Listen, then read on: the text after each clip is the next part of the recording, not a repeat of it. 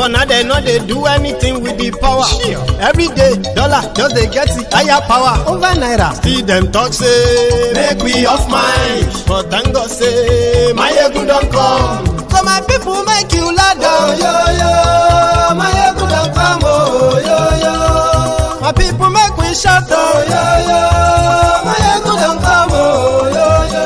My ego don't come, man of the masses, oh yo yo. My ego don't come, oh yo yo. My ego die the politico, oh yo yo. My ego don't come, oh yo yo. This one not they off in mind, oh yo yo. My ego don't come, oh yo yo. Person where they do evil, no one make person talk. Them say that my yegun, that man too they talk. He too they talk. Say my yegun diary, he they hot like pepper. But every day then they take money in bulk. Woman picking, they the street they hawk. Still them talk say make we no talk. But thank God say my yegun don't come. So my people make you loud, oh yo yo. My yegun don't come, oh yo yo. My people make you shout, oh yo yo. My yegun don't come, oh yo yo.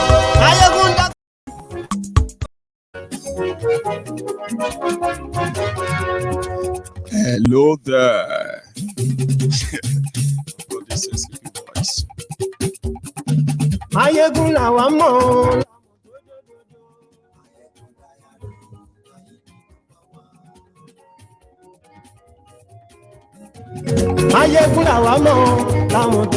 Good morning to you, good afternoon to you, and good evening to you from wherever you are watching from. This is Mayegun Live. Glory Facebook, glory YouTube.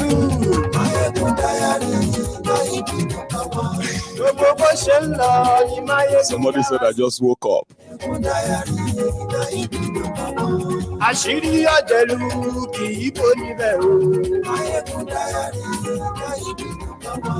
Bó bá ṣe àní Máyégún máa wí. So sorry that we are starting this late. This is going to be a People's Parliament conversation, okay? But I will get you into that mood. I'll get you into it with the current, happenings. And then you can join. I mean, it's a free space where you can come on and then express your own view, your mind, and you have to respect others as well. However, before we get fully into it, there is a link in the main description of this broadcast. You can join us via that one, okay? But share the broadcast first.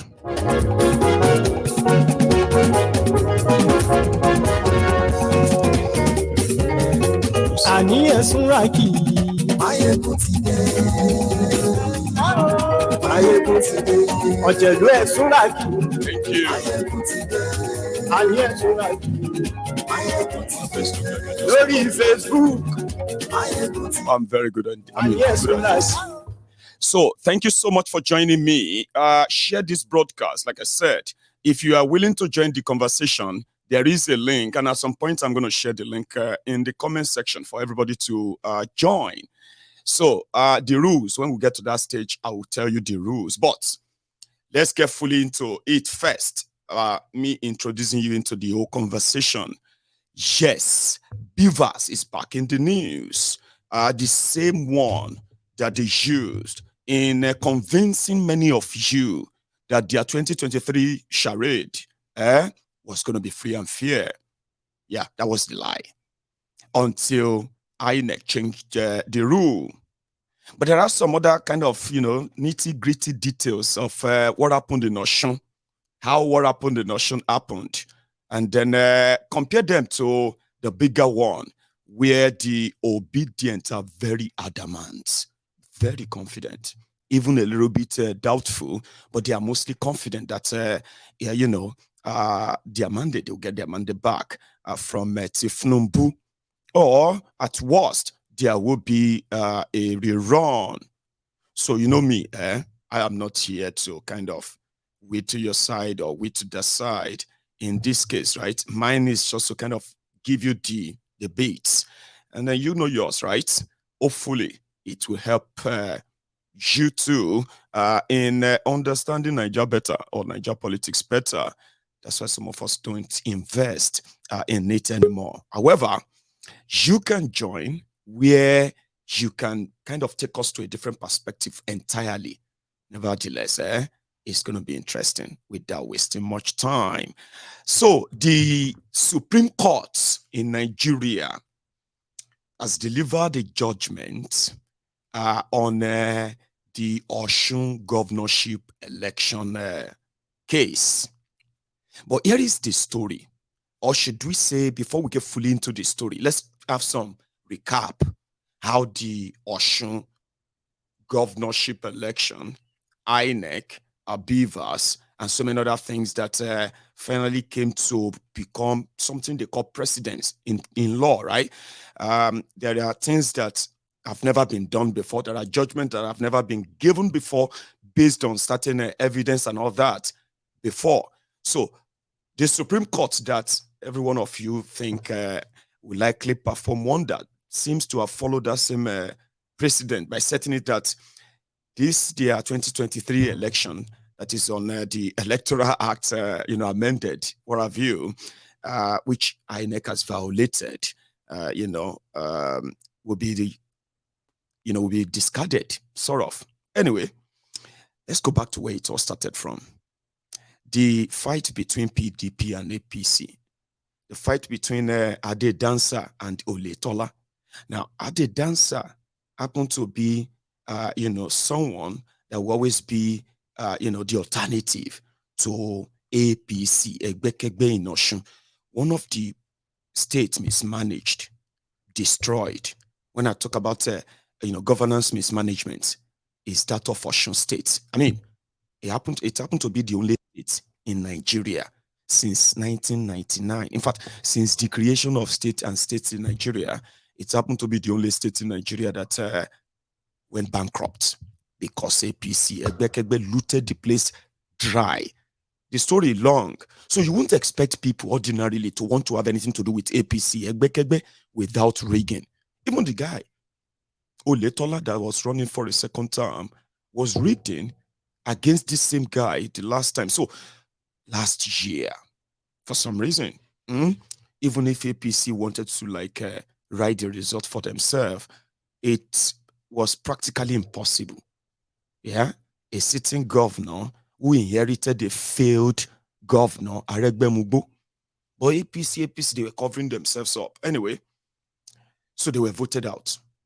And then they approached court. What did you do? How did you even let that happen? Yeah, you are the sitting governor. Your failure must be so monumental that you couldn't even rig. So the sitting government complained that they were overvoted, right? They were rigged out.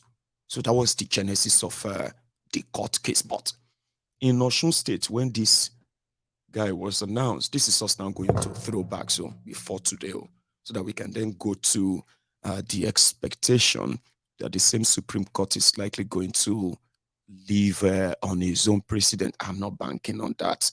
But this may be helpful for those who have very much confidence or are indeed saying it is the judiciary in Nigeria that is on trial. All those, kind of expectation, speculation, assumption, and the rest of them. This can give a bit of clarity to that somehow. But you can't bank on it because we are talking about Nigeria where things are never done normally. But yeah, so it was announced as the winner, and Osun State went into this agog.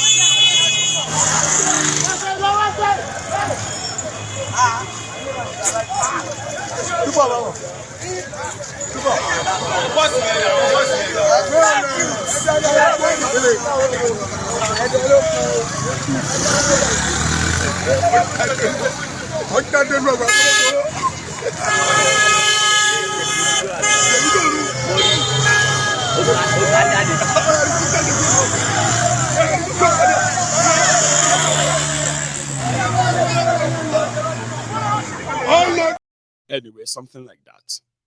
So, and it was like, why wouldn't they celebrate? I mean, for some reason, right? It seems that they have been sort of powerless, like they have been helpless for some time. So it was like a freedom, a kind of, and in fact, those who didn't like PDP, or those who probably are not even from Oshun, they were celebrating that finally the people actually, they were allowed to choose their own governor. But the joy of that celebration didn't last long. When the defeated APC went to court, like I said, with the complaint of, we believe that they rigged us. We believe that they overvoted here and there. So then that started the litigation, like tribunal. So when they got to the tribunal, right, expectedly, they did what they usually do. They left all of the case. And there's something they actually said. They said, indeed, they were overvoting. But the overvoting that the tribunal court turned to the Beavers machine. They call it Beavers report. Now, they said according to their new electoral act or law, any election conducted with that, within that law, the only legal vote, the only legal vote will be the vote that comes from the recordings of their Beavers, that machine. So from there, they can detect where they overvoted, where the votes are more than the accredited voters, like, proper one. So they started scrutinizing. But when the tribunal finished, remember, APC Egbekegbe went to court with no real proof of anything other than we believe they overvoted us. So when the tribunal will finish, I think the tribunal just went straight for Adeleke, and they reduced his votes. According to them, they were doing so based on the Beavers reports. Meanwhile, Adeleke was like, okay, if you're going to do that, then you have to do it across all the areas, because we also have complaints of areas where we know the APC also rigged. That was when Adeleke, tribunal, I think they said tribunal just like, my friend, a state governor cannot be bugaing, and it cannot be doing lo. It cannot be going lo and be doing bugaon, dancing bugaon about. So because of that, they just said that he didn't win. And immediately, it can be like, say, then throw them Minosh, then throw Oshu people into a money mood. I still have the video. In fact, from the court, the tribunal, a flashback, Abi. Watch this. Members of the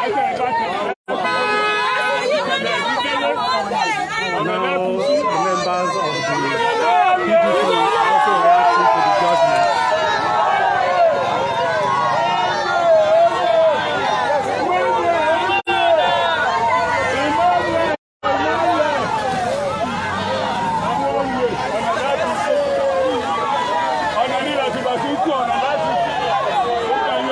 Members of the PDP are obviously not happy with the judgment. Nobody can see our mandate. Imala come to stay. Imala come to stay. Nobody can see our mandate. Imala. Oh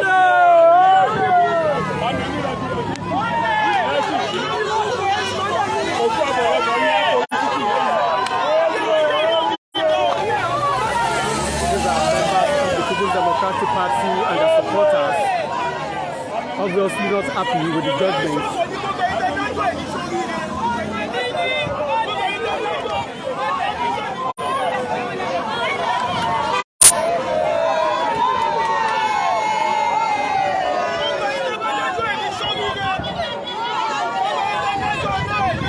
Members of the People's Democratic Party and their supporters reacting to the judgments delivered by the tribunal that just concluded their sitting in Osun. Chairman of the tribunal panel, Justice Tatse Akume. I know, because we are starting late, so I'm going to be doing them short, so that all of you can come on and share your views, okay? But I'm going to be using the first 45 minutes or thereabouts. So, yeah, that was their reaction. It was like they just took their joy from them. And they were protesting. They were calling Tifnumbu Ole, PAPC Ole, all of you. They were cursing them everywhere. The civil servants. So the man himself addressed them. A flashback. My good people of Osun State, we have all heard the split judgment of the governorship election tribunal. Two members of the tribunal delivered two opposing judgments. The chairman and the member 1. The member 2 did not deliver any judgment. She abstained. The chairman's judgment affirmed the claim of overvoting, while the member 1's judgment agreed with our position as captured by the beavers machine as the primary source of accreditation, data of true accreditation on the day of the election. The reality of my election as the governor of Osun State is captured in the member 1's judgment. The claim of overvoting in the chairman's judgment was unfounded. This was clearly a miscarriage of justice. I repeat, this was clearly a miscarriage of justice. Based on the above, there was no majority judgment. I repeat, based on the above, there was no majority judgment. My good people of Osun State, I am still your governor. I have the right of appeal on the chairman's judgment, and I have instructed my lawyers accordingly. You gave me your mandate. Our election remains valid, and by the grace of God, we will triumph at last. I call on you all to remain calm and go about your normal activities peacefully. Please remain law-abiding. We have strong faith in God and in our judiciary. God bless you all. God bless Osun State. And God bless the Federal Republic of Nigeria. I thank you all. So this was in January. Then afterward, it went on to the appeal. It went on appeal. And it was during the appeal that the whole evidence were finally kind of reviewed. The report of the beavers indeed was reviewed. PDP overvoted in their area, APC overvoted in their area, and when they balanced them up, APC still lost. So, having established that, so the journey was for the Supreme Court to be as the final arbiter. I mean, nobody waited, they call them arbiter. I mean, abinga, whatever, arbiter. With the final jurisdiction on it and the final rule, APC approached the Supreme Court. When they got to the Supreme Court, they said, indeed, the beavers machine, which happened to be the golden, the golden lens that has discovered the tiniest particle that has become so relevant in proving that elections were rigged. Well, they were rigged by both, but there were also valid voting them.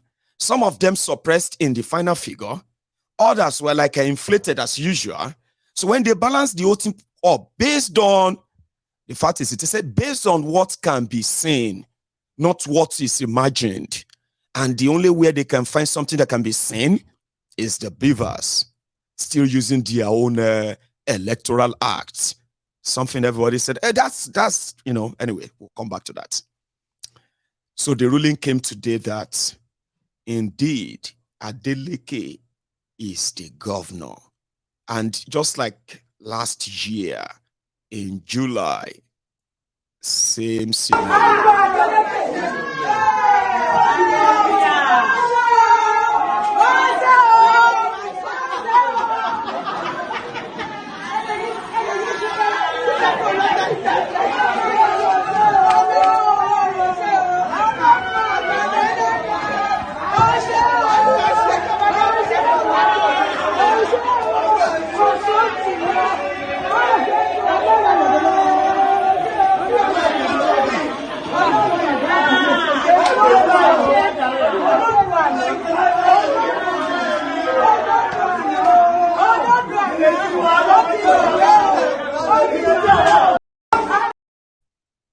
And let me explain something to you. If some of you are watching them there, roll on the floor and the rest of that, let me explain there something to you. Nigerians are the most easiest people to rule. Do you know that?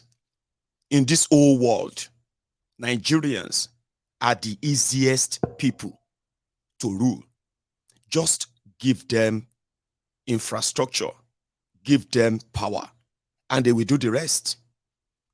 You see those who are rolling on the floor for 12 straight years under APC, Egbekegbe, Osun State is always put as one of the #1 poorest states in Nigeria. In fact, it became something like the state policy that you will be working, but you will remain impoverished when you are not paid. And if you are ever paid, you get paid half of your salary. It was like that. It was like they made them believe that they are sacrificing for the future of their children. That the reason why they are like cash strapped in that state was because the government of the state was investing in something that will eventually work for their children. They were running into debt. APC, Egbekegbe. And Baba, within a space of 6 months, Ade Jackson, Governor Ade Dancer, has cleared outstanding unpaid salaries. So salaries, something that is actually like the smallest of what a worker should benefit after working, right? Before anything else, so salary became luxury. APC, Egbekegbe, a progressive party, a Yoruba progressive people, those who deceived the people with Awolowo this, Awolowo that, they were subjected the people to an extreme poverty, and they made them believe that they are making sacrifices. Why they are siphoning their money? Like there was no money in Osun.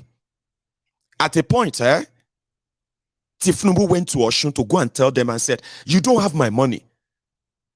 Like, what money do you have in Osun? You don't have anything in Osun. I'm only here to help you. All of you will remember that. But this guy, Dancer, people started asking, where is he getting all this money from? He said, well, I'm not getting the money from anywhere new. I just blocked the loophole. All these years, Alpha Beta is the one collecting our tax in Osun. And therefore, you know where the money goes to? Lagos. All I did was just to stop them from collecting all our taxes in Osun. And we started collecting them ourselves. And before you know it, we had enough to offset billions of unpaid debt. Baba, this guy don't pay over 30 billion naira in outstanding salary. Like the Osun people, they were not so used to getting their money paid anymore.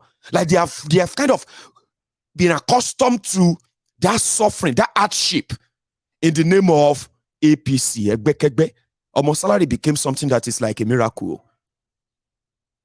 So you want to remove him by court again and take them back to Egypt. So that you could understand their reactions now. And like I said, Nigerians are the easiest people to lead. They have just been like bedeviled with evil leaders, which are mostly the reflection of theirs too. Because your leaders are the reflection of you. Don't let us lie to ourselves. No matter how much we try to kind of sympathize with the victims. So back to the story. After the announcement, as usual, the governor spoke. Let's add that before I kind of explain what I wanted you to see in that judgment, and before you start adding yours in the parliament from Osun.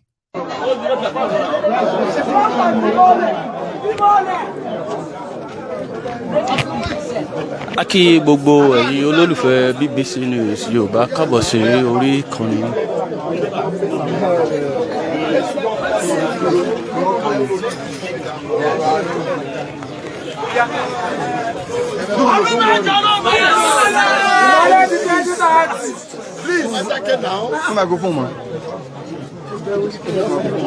You can push your mic forward.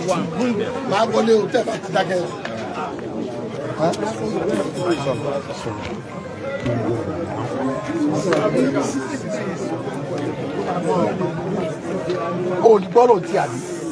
It's okay. Keep short now.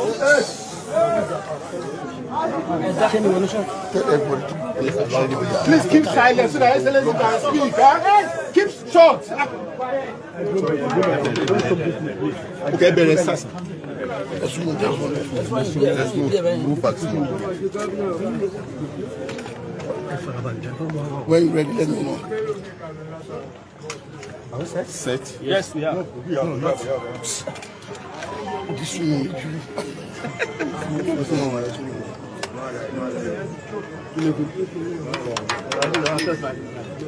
Hello. Oh yeah. Hello. Today is an historic landmark in the history of Osun politics. Today is the day our God ordained to stamp his authority as the owner and giver of power. Today is that moment when the will of the people ordained by God survived the anti-masses plot of powerful forces. We therefore celebrate God Almighty, the author and finisher of our faith. We dedicate today victory to him as we finally assume the governorship of this great state of living spring. State power is of God, and he bestows it on whoever he wishes. I will remain God-driven, divinely inspired, governing with the fear of God. Our governorship is an affirmation that a government of the people, by the people, and for the people. Our victory is a testimony that peoples we backed by the divine will can withstand and survive plot of anti-democratic. So, after, God, their politician always kind of refer to, okay, even when they commit electoral fraud. If to say that was Oyetola, it will also be referring to God too. But for this guy, his own is kind of, understandable. Sure, you get. The Osun people, they are like that abused, partner in a relationship. You have a partner, it could be a man, it could be a woman, right? So you are in an abusive relationship. And the whole world is telling you to endure. Endure. You are abusive relationships when you are being like fully, and they are telling you to endure. Then finally, you summon courage to say, no, we are done, I'm done. And you move. You don't know what's going to happen, but you just want to gamble it. You know what I mean? That's exactly the situation of the people of Osun. And within the time they tried it, it felt good. Even if a dancer is going to reap them, to them, like I said, Nigerians are easy to govern, to rule or to govern. Just give them the basic things. Don't take what belongs to them. And they will likely not be interested in what you are doing. They are mostly not going to be interested. And they can follow you like they are blind, but they are not. Sure, you get. But in Nigeria, it seems that your wicked leaders, they found some kind of, joy in watching you in that chronic pains. Somehow. So when they tested him, even if he go do them bad later, at least they don't run away from the one that has been abusing them for long. That it became so hard that they thought it was impossible to escape them. Now, but at the national level, look at this man, Oyetola. That is Adeleke's lawyer. Now, here is the twist. I hope I won't get into the mood too much so that I will forget that we're having the People's Parliament, okay? But here is the twist to the bigger picture now. A lot of obedience strongly, having read, they have read the Constitution, they have read the Electoral Act, they have kind of follow things up in some level legally, and somehow they are so confident that something will happen. And there are other things too that are encouraging them. Here it is. In Oshun, where the INEC beavers and all of this technology stuff that they are not just suggestions, they are actually law. So what the Supreme Court proved there was that this issue of beavers, machine, and PVC, all these things, voters, transmission of results, and all those things that you are hearing every now and then, they are not just policies. They are actually backed by law. So how could you prove that? Because they believe that INEC is the one who is in the position to say what is their rule and what is not their rule, and which of their rule they want to use. That's the general impression. But what the Supreme Court has proved is that no, INEC, you may have your rule, but this is actually like a precedent. Something that decided this case, which means it's become your law. Well, here is the part of the twist which I am talking about. In Oshun, it was the APC that took PDP to court. And the PDP lawyer is playing defense, while APC lawyer was playing attack. So the APC lawyer is Tifnumbu's lawyer. Oyetola's lawyer is Tifnumbu's lawyer. Adedansa's lawyer, PDP lawyer, is Peter Obi's lawyer. Now, this Peter Obi's lawyer with obedience is one of the best, if not the best, when it comes to electoral electoral cases in Nigeria. He has his teeth cut in that, right? Not only him, one of them. So they said he's never lost a case. And because of this, the obedience, when they got the news of Oshun today, it kind of elated them a lot, because this man that is now the counsel to Obi, as well as Olanipekun, who is the counsel to Tinubu, they were both the ones who led the team that slugged it out on Oshun election at the Supreme Court today. We're from the record ahead. But here is the difference. In the case of Tifnumbu and the rest, Tifnumbu's lawyer will be playing a defense.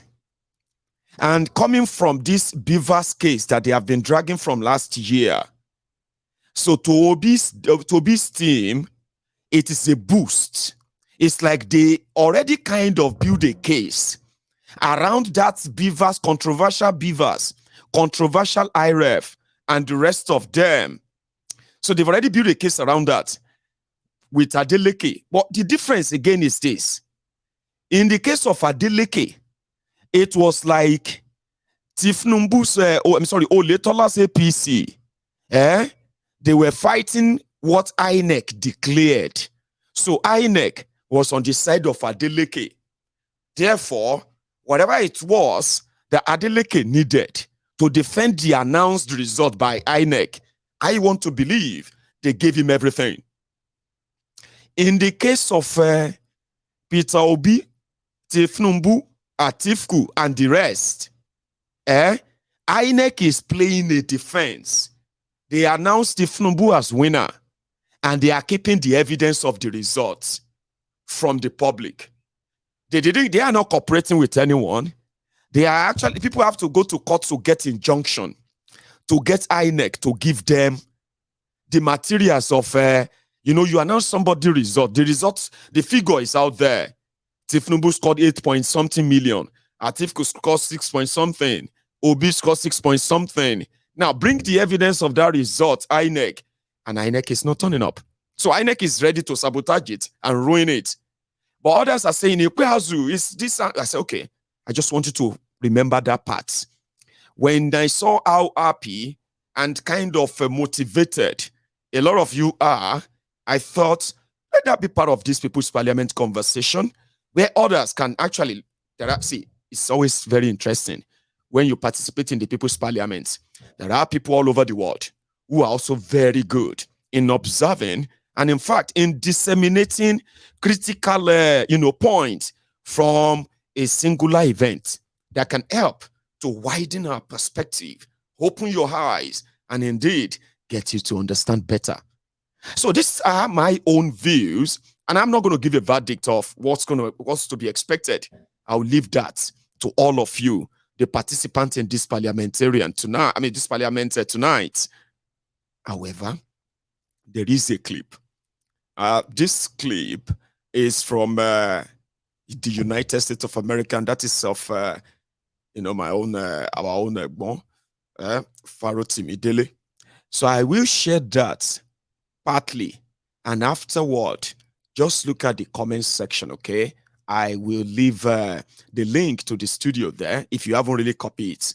Now, the rules is this. After this video, it's like presentation by Dele Farotimi, and it's so relative to this issue of we will get our mandate back.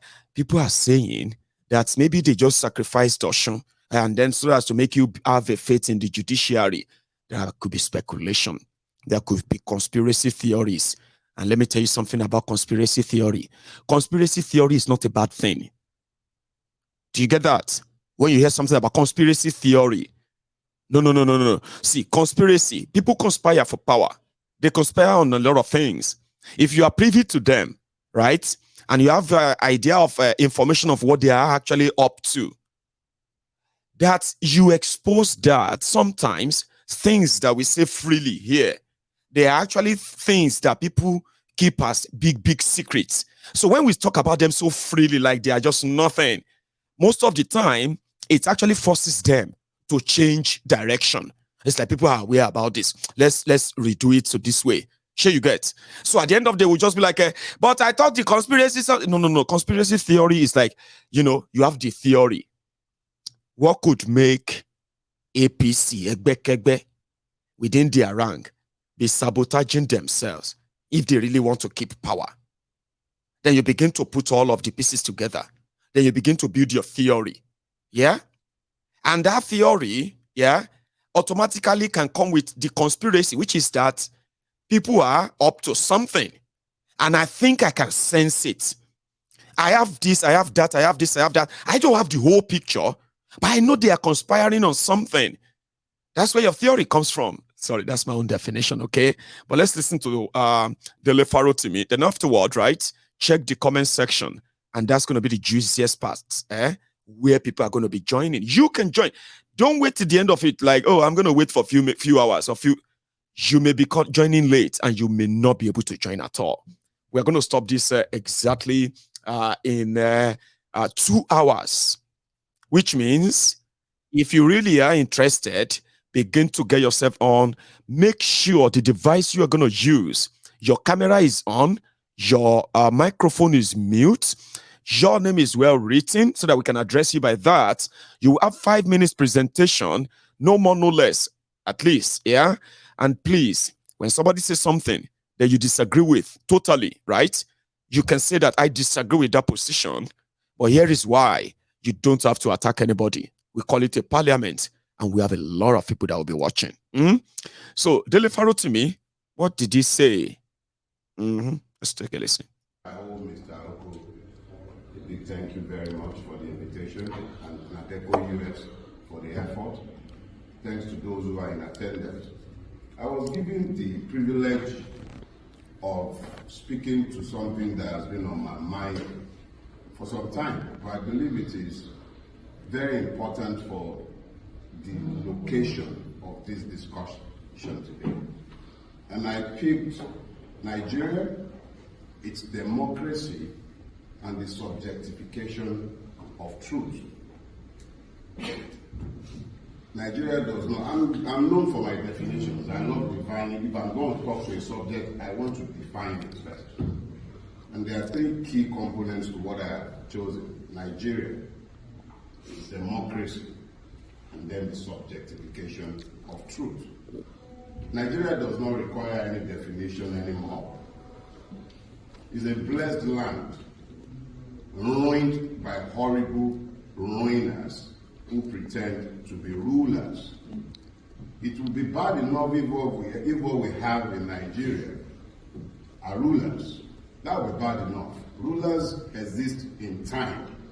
They focus on preservation of power, and they are rarely burdened or bridled by vision. They are content with surviving in power. That is what rulers do. Leaders, on the other hand, are bridled by vision. So they see beyond their lifetime, and they are constrained by their vision in the choices that they would make. Unfortunately for my country, as blessed as it has been cursed by ruiners, never been blessed with leadership. That is Nigeria properly defined. It's democracy, and that will lead me to the third part of what I want to talk about, the subjectification of truth. How do you subjectify truth? That is when you take a common precept, something that has universal application and meaning, and you bring it into a space, and it begins to have a different meaning because of the space of its application. That is the situation with Nigerian democracy, because you actually have to Nigerianize what we have before you might call it a democracy. Democracies are impossible to have in environments where the law does not rule. Citizenship is impossible to uphold in environments devoid of the rule of law. Nigeria is one such environment. In the absence of the rule of law, Nigeria is ruled by impunity. And that is why you would have situations where INEC would publish guidelines flowing from the Constitution, and it will proceed to do the exact opposite of what it had promised to do. But that is for the Nigerian audience. Because of the context of location, we must now talk to the subjectification of truth. Atlanta was my point of entry into the US on this particular trip. And as I was being driven to where I would be staying, I drove past a place and it was pointed out to me that that was MC Mushroom Pickens' house in Riverdale, Atlanta. Oh wow! A man could stand in broad daylight, Very close to my house. cameras on him, and he could tell the world, Yachukudi must not vote. He spoke as the state. The Nigerian state is criminal. MC Mushroom Pickens is not a government official, but there was a policeman stood not too far away from him when he made his edict. And that edict stood, and we saw it in its full ramification on the 18th of March. But how does this relate to the context of our location, the location of this discourse? Our American friends will tell us we have a democracy, and that is why Nigeria must be protected and everything must be kept quiet. We must have peace. They speak peace to us, but they never talk to us about justice. Those who run Nigeria bring their wealth to this land, and you give them succor. They carry your green cards, they carry your passports, they buy your citizenship, they buy homes in this place. You convict them here, you release them to Nigeria. If they were drug dealers, members of the Meheim drug cartel, you'd be busy talking about all kinds of sanctions on them. You wouldn't allow them in your country. Yeah. But you have them living here. Their children are here. They ruin my country. I can't live in yours. Yeah. I visit. And when I stay longer than 3 weeks, I'm already having withdrawal symptoms. All I want to do is go back to mine. But you make my country impossible to live in because of your subjectification of the truth. You sit down on a day-to-day basis and you preach down at us and you tell us about just how much democracy works for Africa. But you do everything to undermine our democracy because you give succor to criminals in your cities. I can't open a bank account in America because I'm a Nigerian. But the crooks ruining my country put their monies in your accounts. I can't open an account. The only crime is that I'm a Nigerian. A drug-indicted criminal is about to become the president of my country, and you, Americans, are the ones normalizing the insanity. When I speak to the subjectification of truth, it sounds sometimes like, actually, it's another word for hypocrisy. The hypocrisy of the Western world, particularly you continue to preach democracy, accountability, rule of law, and the rest to us. Your hypocrisy stinks. I'll show you. A couple of years ago, 3 years now actually, there was a massacre in Lagos State, at the Adeleke toll gate to be specific. The West has its highs all over our country. You got your highs in the sky, you're everywhere. We know. You saw what happened. What did the West ever say? I'll tell you. There was a debate in the British Parliament. A certain gentleman, I believe his name is Torgen Hart. And he spoke blithely about how when Gowon relocated to the UK, he went to the UK with half of Nigeria's treasury. Well, I'll tell you something. In my tradition, we have a proverb. The thief does not do as much harm as the receiver of the stolen goods. The West has been the net receiver of our stolen commonwealth. Correct. You have helped to normalize the madness that has overtaken my country. Without you, we will not be in the mess we are in. That's right. When Gowon took the wealth of Nigeria, where did he take it to? Took it to Britain, brought some of it to America, and it is the same. Gowon is merely a type. Every last two-bit criminal who has occupied public office in my country has one form of entry into this country or others like it behind the veneer of Christian correctness. You sit there and you legitimize evil in my own country. I'll tell you another one. A British general was recalled from retirement, and I believe he was sent to jail in addition to being recalled from retirement and dismissed from the army. What was his offense? He claimed about £50,000 more than he was entitled to in child education benefit. That was what this general did. How many Nigerian generals, civil servants, public officers have brought their monies into your coffers? So please, friends owe their friends the truth. If you guys are truly our friends, talking about Americans now, if you are truly our friends, don't preach at us. Don't tell us about all the wonderful things you could do in collaboration with us. And I say this, madam, because you are about the only one who's cared enough about us to even give us your ear. The fact is, I'm not talking to you as a person. I'm speaking to America as a country, its people, and the institutions that govern this country. The truth of the matter is that you have all these, your wonderful Magnitsky Acts and all of that. Use it to go after the criminals ruining our country. Yeah. I'm not coming to your country. Oh, Mr. Oko. Right. Thank you so much. That's a vintage. And I kind of love calling people like that vintage anyway. So yeah, Dele Farotimi, he said a lot, and I hope that will also help my parliamentarians when everybody will begin to make, to give their own take. I already have them waiting. Yeah, all my parliamentarians, please, I will advise that get yourselves ready, stay in quiet place where there will be no disturbance, and then keep the camera on and keep the microphone off. So I'll begin to bring everybody on now. And then, like I said, 5 minutes each, drop your take and somebody else will come on and we can go as fast as possible. So if you can make it very conversational, I would love that. Or if you just want to do your thing and go, that's also great. So I'm going to be bringing those I feel like are ready. I can see those who are ready, which means those who have complied with all I said. Keep the camera on, stay in a place where you won't be disturbed, and then we can get started. So I'm beginning to get them back on now.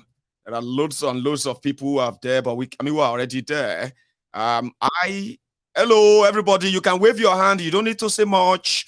And I can know you are hearing me and we are hearing ourselves. Thank you.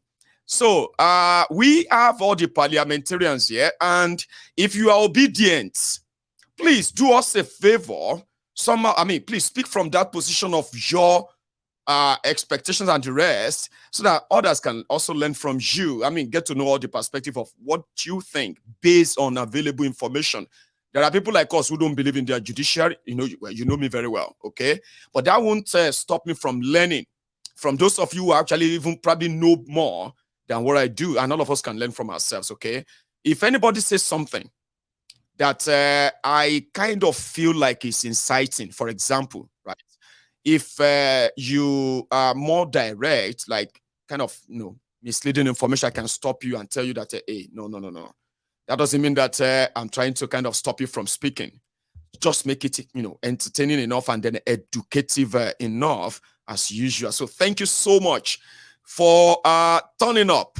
I have Jude, who was my first. He's been here the moment I turned on, and then I went and he came back. So Jude is going to be our first parliamentarian tonight. Now I'm going to go on to the UK. So Tunde Femi, sir, you take the next one after UK.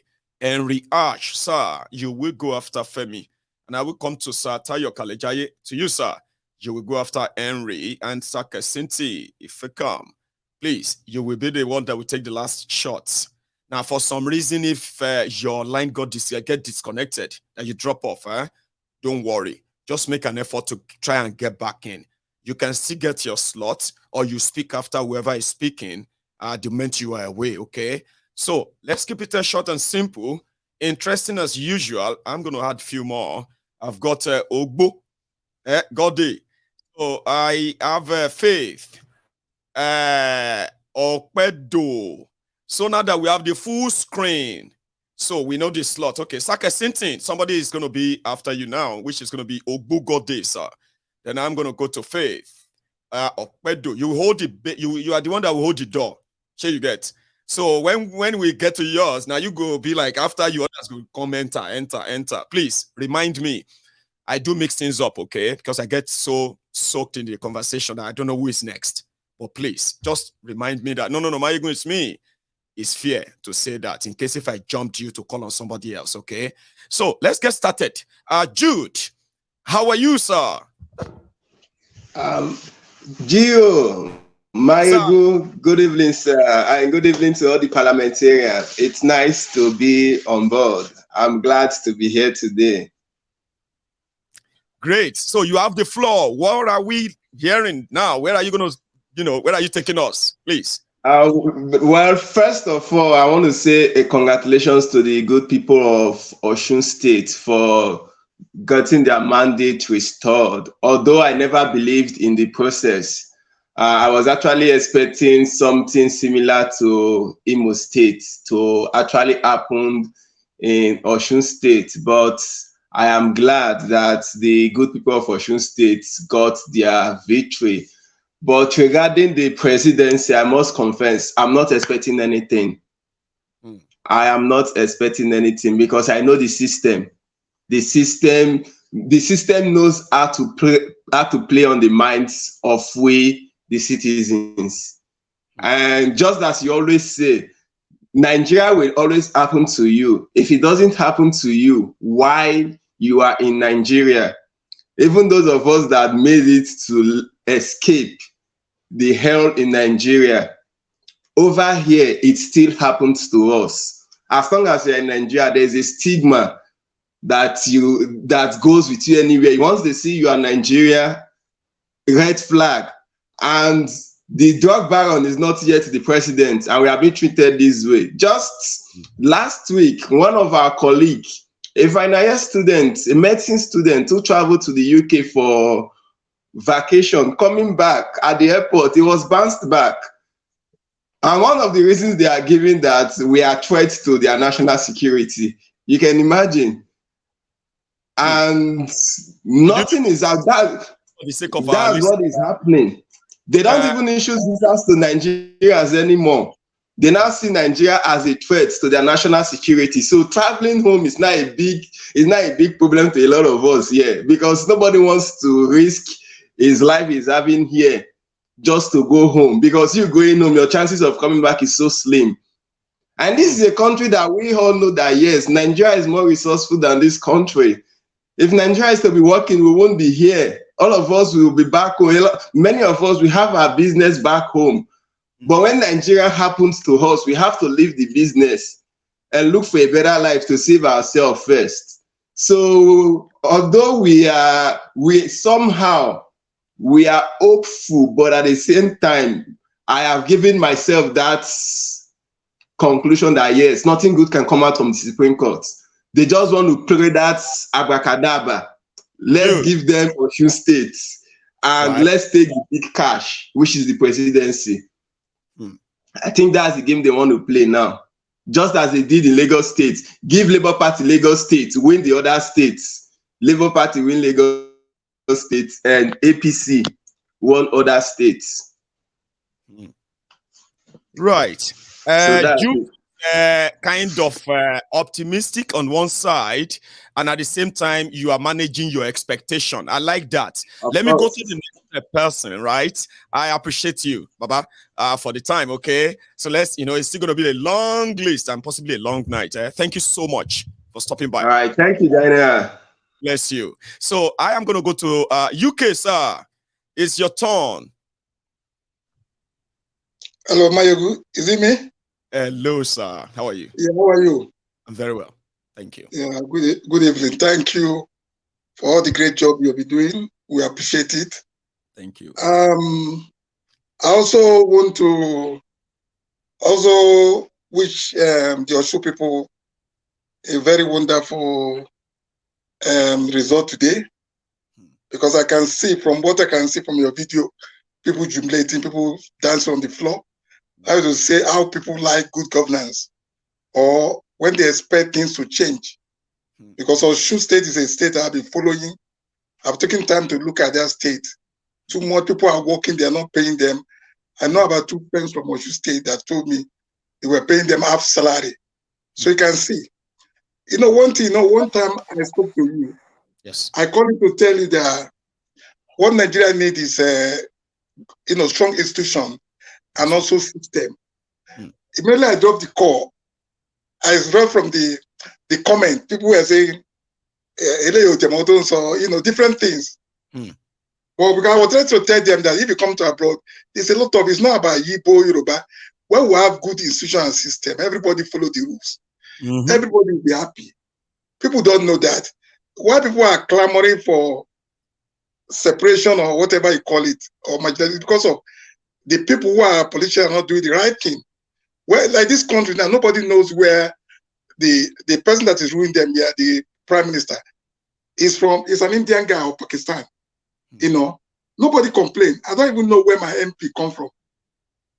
But why people start asking, where is this person coming from? It's because of that there's no system in place. So when it comes to the issue of the tribunal, I'm so sorry. I don't know how. Sometimes I imagine how would Tinubu escape all these things, because the charges are too much, And if you look, you are talking about 25%. You are talking about drugs. You are talking about identity. You are talking about disqualification of Chetima, holding senatorials before he went, and you are talking of INEC not following electoral guidance according to what they said. So in fact, if this man can escape this, because it's going to be hard, he must surely be napped in one of them. You know what I mean? So to the extent that either he's disqualified or there's going to be a rerun, because I don't see him escaping. Because Tinubu, let me tell you, if we talk about identity, he's always involved in all these things. The man does not have identity. Someone who doesn't have identity, someone who have drug case, is there. It's not as if you are fabulating anything. We are lying. we're trying to put it on his neck. These are facts, documented facts. And the man has not come out and dispute them. So the only thing I'm just not happy with, electoral, this need to change.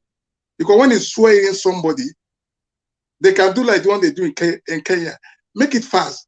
Because when you swear this man in, you can see they have started dividing posts, everything, everything. So when the next person comes, it's very hard to undo some of the things in case if at all they are going to unturn it.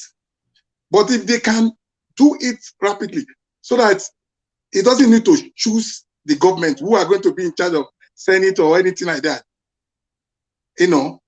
So Anyway. I just hope they will do it, because the case of 25% is very easy. You don't need to call any evidence. You can look at it a day. You know what I mean? So things like that. There's many ones they can sort within 1 week. So the one of manipulative will be saying, okay, you win, or that one will take time. You know? So I Thank just you, wish the Harry. Let's go to another person. Okay. Very much for that contribution, which is strong institutions. Strong institutions will kind of put an end to many agitation, because wrong done by people can be corrected by them, and they can stand and maybe stop others from repeating same.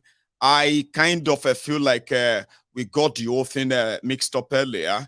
UK's place got taken by Henry. I was wondering why is his sleep not moving? Unfortunately, we lost that slot. However, I hope UK will come back and take his slot. So here we go. Who is next? I think that would be Tunde Femisa. Is that you? Yes, that's me.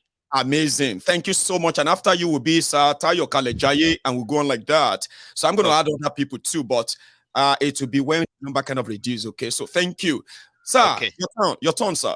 Okay. Thank you very much, Mayegun. Thank you, Thank sir. you for your support. In fact, what you are doing is priceless. It's priceless. It's giving real hope to us as a Nigerian. You know, anywhere we are, what you are doing cannot be paid for. Nobody can actually pay for it, because it must be coming from the place of passion for you to be keeping us informed and running this thing unbiased. You know, is very, very difficult. It's a very difficult task to be doing this if you don't really have the real passion. I must really appreciate your effort and where this energy is coming from.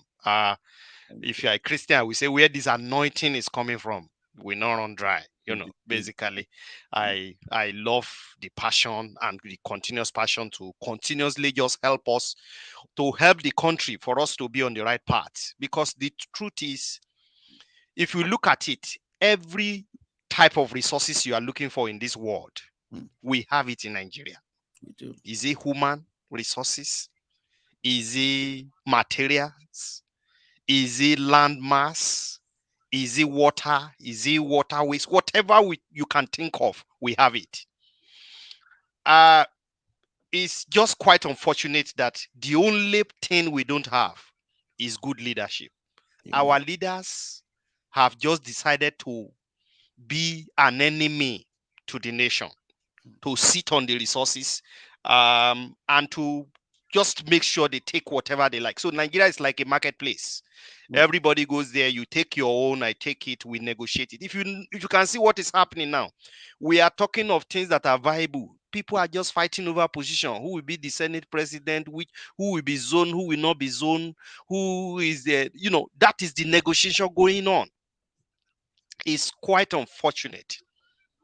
But just to really focus on the election has come, and we are now in court. Honestly, I am very, very optimistic.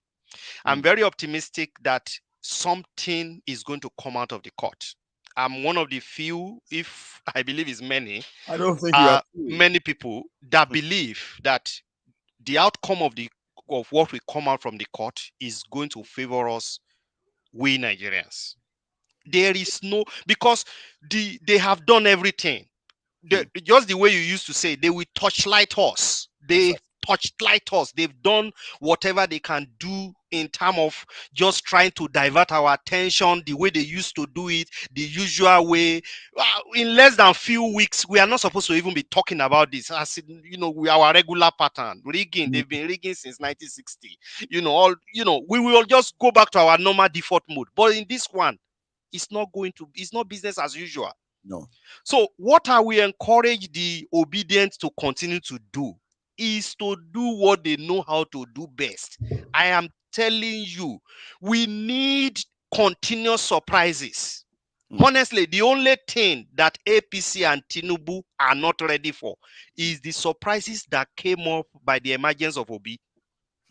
Assuming they are aware of Obi in the last 3-4 years, I trust Tinubu. He will have finished either the party, the system. You will even realize that Abure will be his man. Assuming he knows. But they were not aware. So the only thing to keep this tempo is for obedient to change the dynamism of surprises. We have to do it in a way that they cannot catch up. That is the only way. And they are really, really trying. And I believe we need to just increase that tempo. As if you give room for rational, for them to rationalize and put the chess game on board, they will definitely win the game.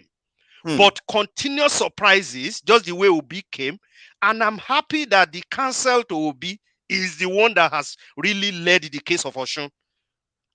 And to me, he has gained expertise in that area. And with the obedient and some of the Nigerians, we are all torchlighting and seeing the whole reality. It will be difficult for them to go otherwise. It will be difficult. Those countermeasures they used to use is not going to be applicable in this case. Right. I am very optimistic that the victory will come, that there will be the way the whole entire Nigeria has cried during that election night because of the massive rigging. That is how we are going to jubilate the moment that announcement comes.